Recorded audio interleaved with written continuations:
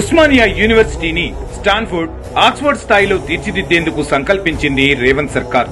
1000 కోట్ల నిధులను కేటాయించి అభివృద్ధికి మార్గం సుగమం చేసింది. 10 ఏళ్ల బీఆర్ఎస్ పాలనలో పూర్తి నిర్లక్ష్యానికి గురైన ఓయూకి ప్రపంచవ్యాప్త గుర్తింపు తెచ్చేలా కార్యాచరణ ప్రకటించింది రేవంత్ సర్కార్. అందుకోసం సీఎం రేవంత్ రెడ్డి తీసుకున్న చొరవపై సర్వత్రా ప్రశంసలు వినిపిస్తున్నాయి.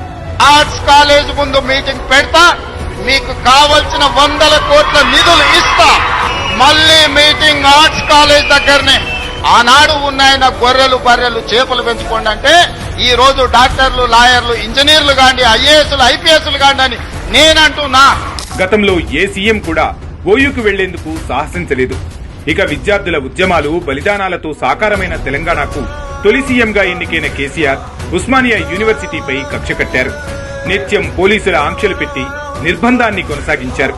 సమస్యలపై ప్రశ్నించిన విద్యార్థులపై, నిరుద్యోగులపై లాఠీలు ప్రయోగించారు, కేసులు పెట్టారు.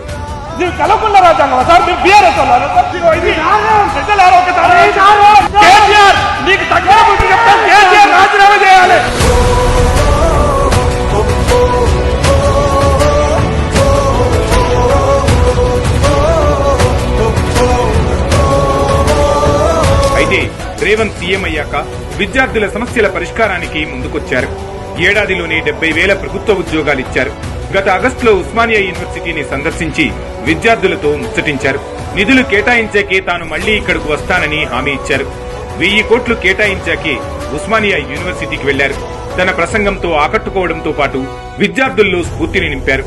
విద్య ఒక్కటే మన జీవితాలలో మార్పు తెస్తుంది. విద్య ఒక్కటే మన జీవితాలలో వెలుగును తెస్తుంది. విద్య ఒక్కటే మనల్ని వెనుకబాటు తనాన్ని నుంచి బయటికి తీసుకొస్తుంది. విద్య ఒక్కటే మన ఆత్మ గౌరవాన్ని పెంచుతుంది. విద్య ఒక్కటే మన తల్లిదండ్రుల కళ్ళలో ఆనందాన్ని, వెలుగులను నింపుతుంది. ఈ రోజు సమాజానికి విద్య సమస్య కాదు, నాణ్యమైన విద్య సమస్య. అందుకే క్వాలిటీ ఎడ్యుకేషన్ స్కిల్స్ ఇవాళ విద్యార్థులకు ఇవ్వాలి అని దేశంలో, ప్రపంచంలో ఏ స్థాయికైనా ఎదగడానికి ఉపయోగపడుతుంది.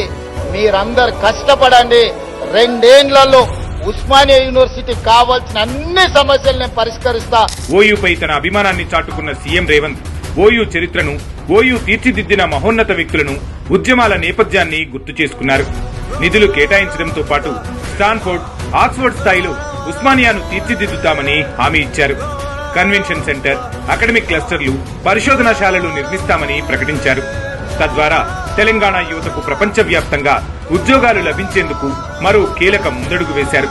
అదే సమయంలో ఉస్మానియాకు వచ్చి విద్యార్థులతో ముఖాముఖి నిర్వహించిన తొలి సీఎంగా సరికొత్త రికార్డు సృష్టించారు రేవంత్.